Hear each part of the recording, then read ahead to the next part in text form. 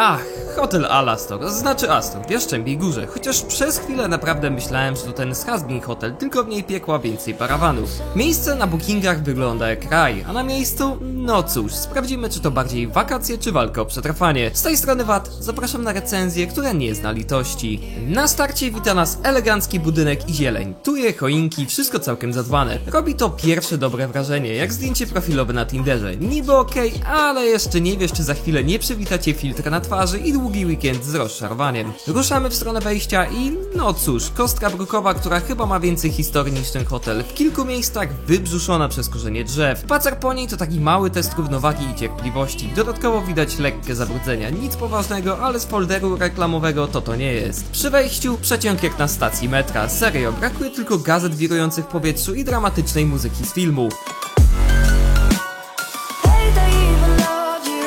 Wchodzę po schodach, a po prawej mijam maszyny do czyszczenia butów. Fajny bajer, tylko szkoda, że nie radzę sobie z tym, co czeka na zewnątrz. Wchodzę przez drzwi i patrzę w lewo. I tu zaczyna się naprawdę przyjemny widok. Lobby bar prezentuje się bardzo dobrze. Dywan na podłodze, ściany wykończone płytami biurowymi. Jest to zrobione z głową. Nie wali taniochom, wręcz przeciwnie. Naprzeciwko baru stół do szachów, a tuż obok mikroskopijna sala kinowa. Kilka foteli, klimat spójny z resztą. Może i nie IMAX, ale jak ktoś chce obejrzeć Shreka po śniadaniu, to nie będzie miał wymówki. Obracam kamerę i pokazuję bar z bliska. Wszystko na miejscu. Ładna lada, alkohole, klimat, bez przepychu, ale estetycznie i z klasą. Dalej, główna część dużego pokoju wypoczynkowego. Mnóstwo stolików, miękkie fotele, tak wygodne, że człowiek ma ochotę rzucić plan dnia w kąt i zostać tam do końca pobytu. Albo i dłużej. Na końcu przestrzeni stół bilardowy. Nie wali kiczem, dobrze wkomponowany, robi robotę. Przy nim zawracam i kieruję się w stronę recepcji. Sama recepcja? Spora, wykończona płytkami i drewnem. Porządna robota, bez udziwnień, ale z gustem. Obsługa przemiła, uśmiechnięci, pomocni, zero wymuszonej uprzejmości, serio. Aż dziw, że to w Polsce. Na prawo od recepcji strefa z planem atrakcji na dany dzień. Kilka foteli, stoliki, idealne miejsce, żeby chwilę przysiąść i zdecydować, iść na piana party, czy jednak zostać przy planszówkach i herbatce, udając, że nie boisz się ludzi. Zaraz za recepcją trafiamy do niewielkiej strefy przejściowej. Dwie windy, kanapy, stolik.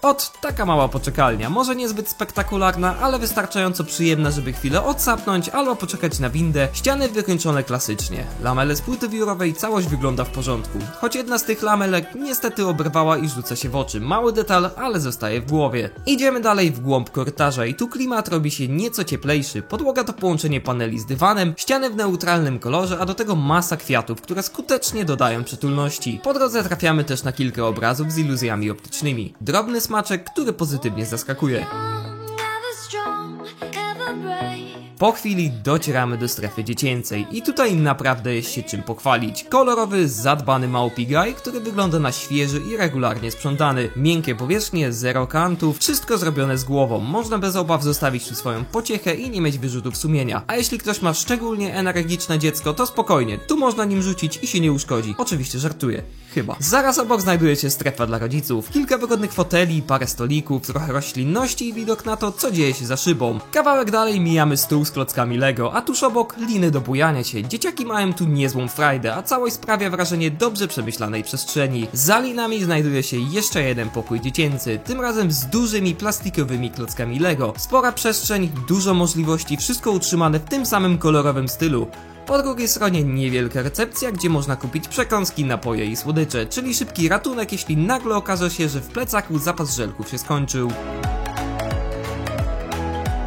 Na lewo od wejścia mini szatnia, niewielka, ale wystarczająca, żeby zostawić kurtkę czy plecak bez konieczności upychania ich pod nogami. Po wyjściu ze strefy dziecięcej kierujemy się dalej. Mijamy robota sprzątającego, który spokojnie stoi sobie pod ścianą. Niby drobiazg, ale zawsze dobrze wiedzieć, że ktoś albo coś dba o porządek. Zaraz za nim drzwi do pokoju z automatami. Tu czeka kilka klasycznych gier, w tym Lumberjack i inne dobrze znane maszynki, które za każdą wygraną nagradzają nas biletami. Te z kolei można wymieniać na nagrody, czyli dokładnie to, co dzieciaki uwielbiają. Prosto, kolorowo i z pomysłem. Jak na hotelową strefę dziecięcą, naprawdę robi wrażenie.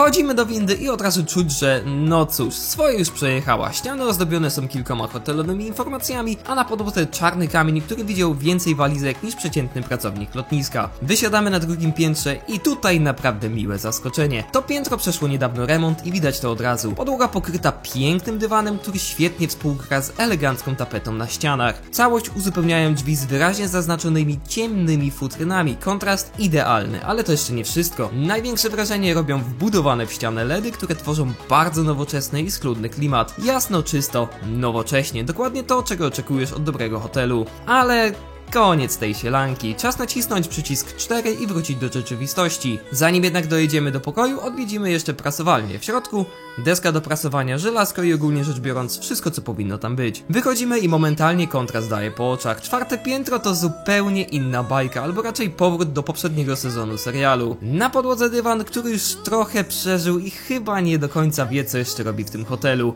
Ściany pokryte zwykłą białą farbą, która zlewa się z równie białymi futrynami drzwi. Wygląda to, jakby ktoś wybrał opcję minimum wysiłku, maksimum bieli. Ale najlepsze zostawiłem na deser. W jednym miejscu pod dywanem czuć wyraźną dziurę. Taki mały test zwinności. Stąpasz ostrożnie i liczysz, że nie trafisz na level niżej. Może to taka atrakcja typu escape room w hotelu?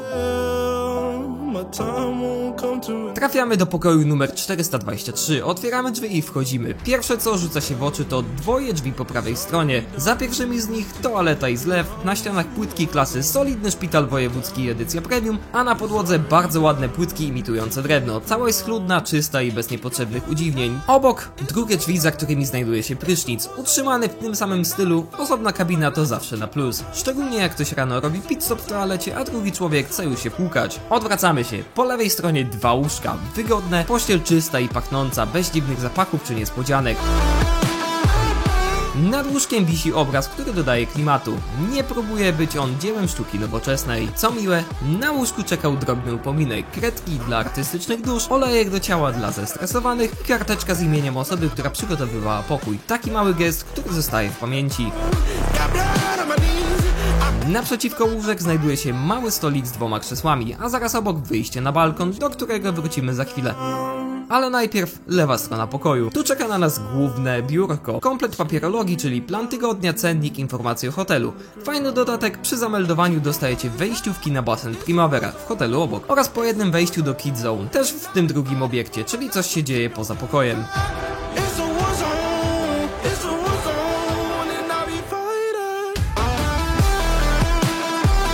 Nad biurkiem małe lustro i wazon na wodę, ale uwaga, wodę trzeba sobie samemu napełnić w specjalnej maszynce na korytarzu. Bo luksus luksusem, ale samą wystarczalność też trzeba trenować. Po prawej stronie biurka czajnik, zestaw herbat, szklanki. Obok nich telewizor, a pod nim lodówka. Klasyk. Wszystko tam, gdzie trzeba. Cofamy się lekko do tyłu i trafiamy na niewielką kanapę. Obok niej dwie potężne szafy, w środku klasyczny zestaw wieszaków, trochę przestrzeni, wystarczająco, żeby się rozpakować na tydzień. No dobra, czas na wisienkę na torcie, czyli balkon. Na pierwszy rzut oka nie jest źle, widok całkiem w porządku, można popatrzeć na okolice i pomachać innym urlopowiczom, którzy jeszcze nie wiedzą, że płytki na ich balkonach też są na urlopie. Bo właśnie, te płytki. Kompletnie luzem, latają pod stopami i jakby chciały się odmeldować z tego hotelu szybciej niż ty, a przypominam, to czwarte piętro, jeden krok za dużo i mamy mini start kosmiczny prosto w krzaki. Brakuje tylko komunikatu, prosimy zachować bezpieczną odległość od krawędzi płytek. No dobra, czas na nasz klasyczny test czystości, bo wiadomo, że nawet najładniejszy pokój może stracić cały swój urok, jeśli kurz zaczyna tam prowadzić własne życie. Zaczynamy od głównych drzwi wejściowych i tutaj pełne zaskoczenie, żadnych śladów, żadnych zabrudzeń, wszystko wygląda bardzo dobrze. Lustro obok szafy również czyste jak łza, żadnych smug, żadnych odcisków, zero podejrzeń. Idziemy dalej. Szafa. Ta potężna, o której wspominałem wcześniej, również w idealnym stanie. Półki, wieszak, dno, wszystko na błysk, nie mam się do czego przyczepić, a trochę liczyłem na to, że coś się znajdzie. Kolejny punkt, lustro obok telewizora, znowu bez zarzutu, a sam telewizor również czysty, bez warstwy kurzu, która mogłaby zdradzić, ile sezonów M jak miłość ktoś tu obejrzał przed tobą. Górna framuga szyby balkonowej? czysta. Co więcej, nie tylko w normie, ale naprawdę dobrze utrzymana. Ale spokojnie, bo już myślałem, że będzie zbyt pięknie. Przechodzimy do obrazu nad łóżkiem i tutaj bingo, kurz, sporo kurzu. Taki typowy przypadek, nie ruszamy, bo ładnie wisi. No i wisi w dwóch warstwach, obrazu i mikropyłu. Podsumowując, pokój ogólnie bardzo czysty, nie ma się do czego przyczepić w 95% miejsc. Skoro ocenę pokoju mamy już za sobą, to czas przejść do czegoś, co dla wielu z nas jest absolutnym priorytetem. Jedzenie. Ale zanim zaczniemy sprawdzać, czy na śniadanie będzie coś więcej niż parówki i dżem, zapraszam na krótki spacer w stronę stołówki. Udajemy się tam szerokim, przyszklonym korytarzem, który spokojnie mógłby robić za oranżerię. Serio, kwiaty są dosłownie wszędzie, na podłodze są, na ścianach też. Brakuje tylko doniczek pod sufitem i mielibyśmy pełnoprawny ogród wertykalny. Wykończenie spójne z resztą hotelu. Choć warto zauważyć, że tutaj zabrakło LEDów w ścianach. Zamiast tego mamy jeszcze więcej kwiatów. Może się świecą w nocy? Nie wiem, nie sprawdzałem. Po drodze mijamy też sale konferencyjne. Więc dla pełnego obrazu zerknijcie teraz na przebitkę. Sale są naprawdę obszerne, masa krzeseł, długie stoły, kilka automatów z napojami. Wygląda to trochę jak stołówka, tylko że bez jedzenia. Ale może to i dobrze, po niektórych prezentacjach apetyt może zniknąć. Idziemy dalej i docieramy pod same drzwi stołówki, a tu, zanim jeszcze wejdziemy do środka, telewizor, który wyświetla różne informacje, od taki przedsmak technologii na głodniaka. Zanim sięgniesz po jajecznicę, możesz sprawdzić aktualne ceny, no i rzucić okiem na listę alergenów. Niby detal, ale przydatny. Wchodzimy do restauracji hotelowej o nazwie Astoria. Brzmi jak miejsce, gdzie kelner pyta, czy woda ma być z lodem, cytryną, czy może z dodatkiem płaczu bogaczy. Pierwsze co rzuca się w oczy, po lewej stronie ogromny bar i to naprawdę robiący wrażenie. Spory wybór alkoholi, ładnie podświetlony, zaaranżowany z klasą. Zaraz przed barem czekają na nas stoliki z owocami, a obok nich dwa automaty ze świeżo wyciskanym sokiem. Idziemy dalej i mijamy dalszą część szwedzkiego stołu. Automaty do kawy, komplet szklanek, talerzyków i wszystkiego co trzeba. Obok znajduje się strefa z pieczywem, wybór całkiem przyzwoity, nie tylko klasyczny chleb i bułki, ale też coś bardziej zróżnicowanego. Skręcamy w prawo i trafiamy do strefy swojskich wyrobów. Hotel robi tu własne wędzone ryby, sery i inne rarytasy. Naprzeciwko tego wszystkiego znajduje się główny szwedzki stół, zorganizowany w formie okrągłego wokół filara, co daje poczucie porządku i łatwego dostępu z każdej strony. Znajdziesz tam dokładnie to, czego potrzebuje typowy turysta. Klasyka hotelowa, ale z dodatkiem lokalnego charakteru.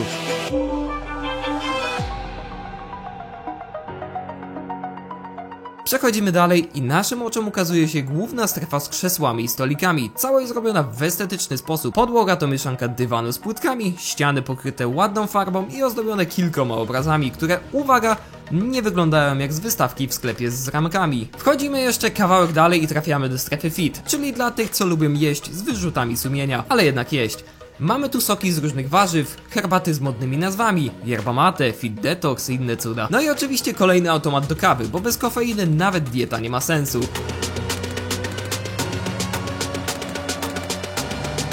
Na koniec lekki podest z dodatkowym rzędem stołów i krzeseł. Idealne miejsce dla tych, którzy lubią jeść z widokiem na innych jedzących. A samo jedzenie? Bez rewolucji, ale trzyma poziom, codziennie coś innego. Raz naleśniki, raz konkretny kawał mięcha, klasyka, która daje radę. Świeżo, smacznie i różnorodnie. I wiecie co? Raz do śniadania dostałem lampkę szampana. Tak po prostu, bez okazji. Taki gest naprawdę potrafi poprawić humor, zwłaszcza jak dzień wcześniej walczyłeś o życie na balkonie z odpadającymi płytkami. Pamiętacie ten korytarz z początku filmu? No to wracamy tam jak bumerang i tym razem wychodzimy drzwiami na zewnątrz budynku. Pierwsze co rzuca się w oczy, spory taras wyłożony płytkami i trzeba przyznać, wygląda to naprawdę porządnie. Taras jest połączony ze stołówką, więc jak ktoś ma ochotę na śniadanko z widokiem na plac zabaw i śpiew ptaków, albo wrzask dzieci i stukot sztuczców, proszę bardzo, all inclusive. Spoglądamy w prawo, małe miejsce na ognisko. Klimatycznie, choć nie pytajcie mnie, czy ogień jest w cenie, czy trzeba przywieźć własne drewno, kiełbasę i kogoś z gitarą.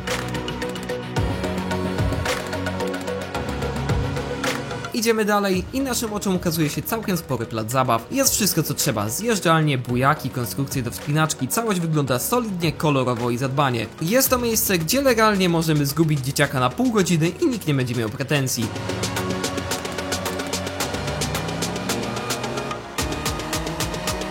Odbijamy w prawo, kort tenisowy. Czy ktoś tu gra? Nie wiem, ale jak masz rakietę, piłkę i nagromadzone nerwy, to śmiało, można się wyżyć sportowo.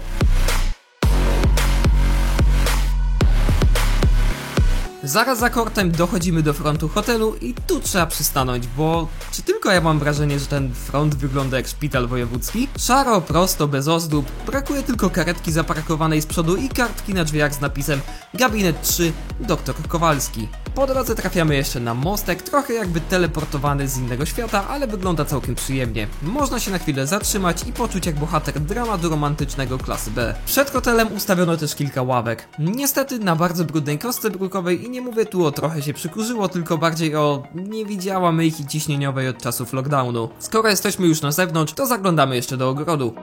Ten jest zabudowany z każdej strony i daje przyjemne poczucie odcięcia od świata. Można wziąć sobie koc z dedykowanego stojaka i zrobić mini piknik. Bardzo fajna opcja. Dodatkowo stoją tu też krzesła, a w tle całkiem przyjemny widok na fasadę hotelu. Oczywiście od tej ładniejszej strony.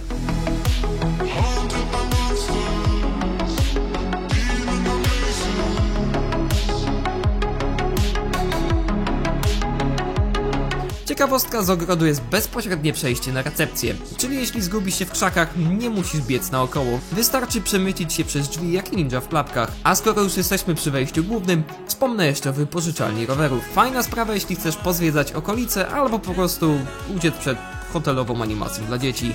Skoro spacer już za nami, to teraz pora na coś, co w folderach reklamowych zawsze wygląda jak raj. A w rzeczywistości, no właśnie, sprawdźmy to. Udajemy się z powrotem do głównego korytarza, idziemy na sam koniec i skręcamy w lewo. Tam trafiamy na klatkę schodową prowadzącą do basenu, która, i tu miłe zaskoczenie, prezentuje się naprawdę przyjemnie. Ściany zdobi masę drewnianych lamelek połączonych z LEDami, co daje efekt taki, że przez moment można poczuć się jak w nowoczesnym spa.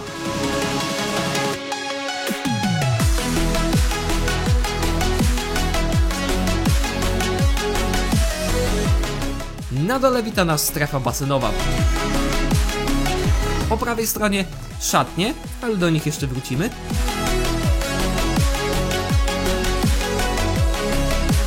Idziemy dalej i mijamy stół do ping-ponga. Klasyk. Nie wiadomo kto gra, nie wiadomo gdzie są paletki, ale stół stoi i pilnuje klimatu. Omijamy go i docieramy do głównej recepcji basenowej oraz czegoś, co można nazwać minibarem z napojami. Opcja na izotonik, wodę lub coś gazowanego, żeby potem nie narzekać, że po 15 minutach w jacuzzi boli głowa. Ciekawostka? Za tym barem ukrywa się kręgielnia. Tak, serio. Hotelowe podziemia zyskują nowy level. Można się zrelaksować przy strajku albo przegrać z własnym dzieckiem i udawać, że celowo. W tej samej strefie znajduje się też siłownia i to nie byle jaka. Maszyny na praktycznie każdą partię ciała, od nóg przez klatę po bice, który potem można nonszalancko pokazać przy basenie.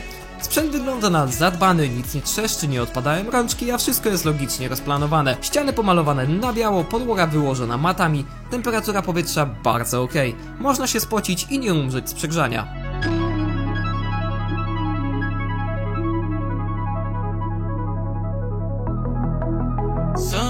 Zaczynamy od szatni basenowej i trzeba przyznać, że trzymam mega poziom. Podłoga wyłożona dużymi, eleganckimi płytkami, ściany pokryte imitacją drewna z wbudowanym podświetleniem LED, szafek jest kilka, moim zdaniem trochę za mało jak na tak duży obiekt, ale przynajmniej wszystko jest całe i sprawne, więc nie ma stresu, że zostawi ściuchy w czymś, co wygląda jak połamana mikrofalówka. Wychodzimy z szatni i wchodzimy na salę basenową, gdzie wow. Serio, basen robi wrażenie. Zaczynamy od mini strefy relaksu, po czym kierujemy się w stronę głównego akwenu. Sam basen jest spory, czysty, zadbany, choć niestety znajduje się w nim tylko jeden beach wodny. Czy to mało? Może. Czy działał? Tego nie zdradzę. Napięcie musi być. Strefa wokół basenu też prezentuje się świetnie. Krzesła, leżaki, wszystko czyste, nic nie skrzypi ani nie lepi. Po drodze mijamy stanowisko ratownika, które było puste. No cóż, albo zmiana, albo ratownik był w jacuzzi, udając turystę. A skoro już o tym, na prawo od stanowiska mamy jacuzzi, które było okupowane non-stop, czyli działa, albo ludzie po prostu lubią siedzieć w ciepłej zupie z obcych nóg. Za jacuzzi znajduje się sauna rodzinna, która potrafi pomieścić aż 18 osób, czyli całe osiedle może się spocić razem w jednym miejscu. Na lewo od sauny mamy małą strefę relaksu z leżakami, a tuż za nią maszyna z zimną wodą. Działa. Jest to dokładnie to, czego potrzebujesz po 20 minutach smażenia się w 90 stopniach. Ale to jeszcze nie koniec. Przechodzimy do strefy saun 18+, czyli tam, gdzie dzieci nie mają wstępu, a dorośli zostawiają godność przy drzwiach. W tej części znajdziemy jedną saunę mokrą, 2 suche oraz dystrybutor z wodą, bo po każdej rundzie trzeba się nawadniać, wiadomo. Znajdziemy też tu coś dziwnego, mianowicie ścieżkę z kamieniami, którą można pokonywać boso, jeśli akurat ma się ochotę na masaż stóp w stylu domowy survival. Cała strefa wygląda naprawdę solidnie, czysto, nowocześnie, bez zapachu stęchlizny czy dramatycznego oświetlenia z lat 90. No dobra, jeśli po hotelowym basenie wciąż wam mało wodnych wrażeń, to zabieram was do sąsiedniego hotelu Primavera, gdzie czeka na nas druga porcja chlupania, bąbelków i mniej elastycznego wystroju. Zaczynamy klasycznie od szatni. Tutaj od razu widać, że mamy do czynienia z większym obiektem. Przestrzeń szatni jest znacznie większa niż w naszym hotelu. Niestety większa nie znaczy ładniejsza. Na podłodze zwykłe, lekko żółte kafelki, które wyglądają jak wspomnienie lat 2000. Szafki, jest ich sporo, ale niestety niektóre są już solidnie obdrapane. Trochę tak, jakby zjeżdżalnia była nie jedyną rzeczą, którą tu szorowano. Szatnia hotelowa zdecydowanie wygrywa ten pojedynek w każdym calu. Idziemy dalej, prysznice. Tu sytuacja się lekko poprawia. Ściany są ładniej wykończone, da się zauważyć nieco więcej estetyki, ale podłoga niestety dalej ta sama. Kafelki jakby z katalogu Sanepid, edycja 2007.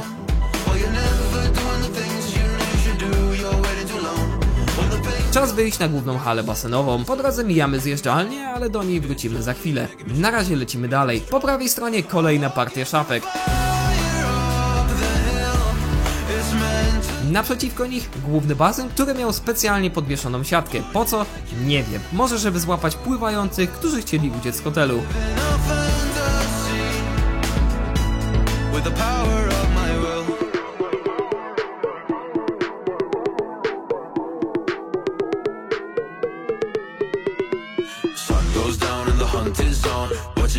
Kierujemy się do strefy jacuzzi i tu już robi się przyjemniej. Kilka wanien, woda ciepła, bąbelki działają, relaks pełną parą, bez większych zarzutów. Zawracamy i przechodzimy obok brodzika dla dzieci, również ciepłą wodą, plus za komfort termiczny, maluchy się nie skarżyły, dorośli też nie. Zaraz za brocikiem spory, okrągły basen, ale tu już chłodniej. Woda zimna, więc bardziej aktywna regeneracja niż przyjemne pluskanie. No dobra, czas na gwóźdź programu, mianowicie zjeżdżalnię. Wchodzimy na górę i wow, widoki naprawdę ładne.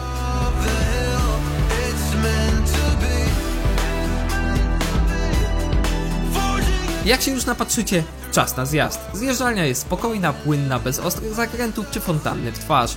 Nada się dla dzieci, dorosłych i tych, którzy po prostu chcą się pobujać w rurze bez ryzyka wybicia zębów. Na sam koniec naszej wizyty w hotelu Primavera schodzimy do strefy saun, która, trzeba przyznać, ma się czym pochwalić.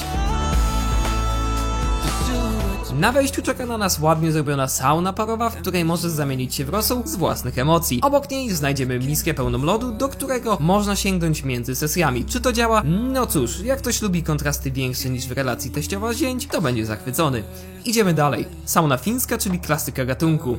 Ciepło, sucho, pachnie drewnem, wszystko gra. Zaraz obok wanna z zimną wodą, która po takiej sesji potrafi wyrwać z butów. Ale creme de la creme czeka na końcu. Sauna różana brzmi delikatnie, pachnie nieźle, ale co najciekawsze, w tym samym pomieszczeniu znajdziemy tak zwaną słoneczną łączkę. Brzmi romantycznie, a to po prostu lampa UV, która robi z ciebie wakacyjnego skwaraka bez wychodzenia na plażę. Tylko pamiętaj, opalenizną, ale SPF na twarz to nie żart. A więc moi drodzy, czas na podsumowanie. Ogólnie hotel Astor to miejsce, które z jednej strony potrafi pozytywnie zaskoczyć, a z drugiej przypomnieć ci, że żyjemy w Polsce. Więc perfekcja zawsze musi gdzieś odpaść. Najlepiej w formie luźnej osłony na bezpieczniki. Plusy? Zdecydowanie wystrój drugiego piętra, recepcji oraz części wspólnych, przyjemna strefa basenowa, ogrody, niezłe jedzenie i masa atrakcji dla dzieci. Obsługa przemiła, ciasteczka z rabatem na następny pobyt to taki drobny gest, który naprawdę robi robotę. No i ta słoneczna łączka. Luksus dla fanów opalania bez piachu w tyłku. Minusy? Obdrapane meble tu i tam. Luźne płytki na balkonie, przypominam, to było 4. piętro. Dziura pod dywanem na korytarzu i absolutny hit, osłona od bezpieczników, która odpada przy dotyku. Jakby hotel chciał powiedzieć, zobacz, jesteś naszym gościem, ale też trochę elektrykiem. Ogólnie to nie jest miejsce, które wywołuje syndrom sztokholmski jak niektóre inne hotele w Polsce. To porządny hotel z potencjałem na więcej, gdyby ktoś wziął jeszcze śrubokręt i wiaderko silikonu. Niemniej myślę, że obiekt jest warty polecenia. Końcowa ocena 7,5 na 10, z opcją na 8, jeśli nikt nie zginie od odpadających płytek. A więc z tej recenzji to by było na tyle. Serdecznie dziękuję za oglądanie, dodatkowo zapraszam na moje inne recenzje, link w opisie. A na sam koniec dziękuję osobom wspierającym ten kanał. Cześć!